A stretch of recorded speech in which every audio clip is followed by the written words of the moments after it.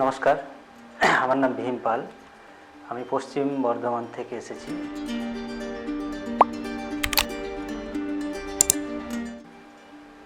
এবং 2 মাস আগে এসে আমি এখানে আমার হেয়ার ট্রান্সপ্ল্যান্ট করাই। আজকে আমার 2 মাস, দ্বিতীয় পিআরপি নিতে এসেছি এবং দেখা যাক কিছুক্ষণের মধ্যে আমার পিআরপি কমপ্লিট হবে।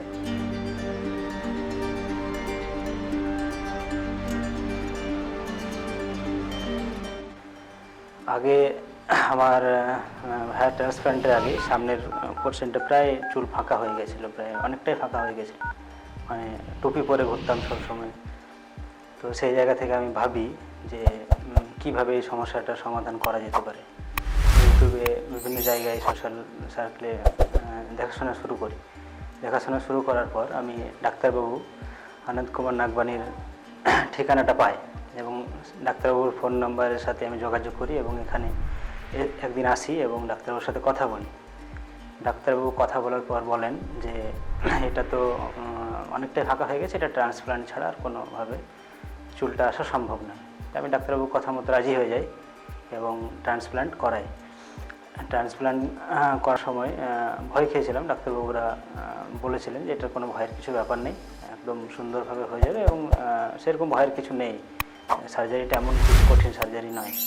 তো যেহেতু আমার সমস্যা ছিল, আমাকে করাতেই হতো, তো আমি সার্জারিটা করাই এবং সত্যিই সেরকম কোনো সমস্যা হয়নি। ডাক্তারবাবুর স্টাফ থেকে শুরু করে সকলেই খুব হেল্প করেছেন এবং সার্জারিটা আমার 5-6 ঘন্টার মধ্যে সার্জারিটা হয়ে যাওয়ার পর আমি সেদিনই সাথে সাথে বাড়ি চলে গেছি।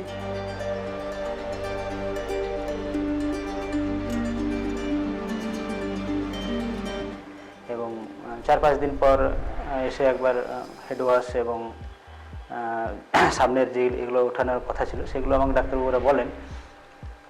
তো আমি সেগুলো ডাক্তারবাবুদের পরামর্শ মতো করতে থাকি। তো তারপর থেকে আর কোনো অসুবিধা হয়নি এখন পর্যন্ত। দ্বিতীয় নম্বর পিআরপি আজকে নিতে এসেছি। তো এখন কিছুটা হেয়ার গ্রো করেছে, প্রায় 25%-30% গ্রো করে গেছে এই জায়গাটা, তো আপনারা দেখতে পাচ্ছেন। এবং আগামী 6 মাসের মধ্যে প্রায় সম্ভাবনা রয়েছে যে সব চুলগুলোই বেরিয়ে আসবে।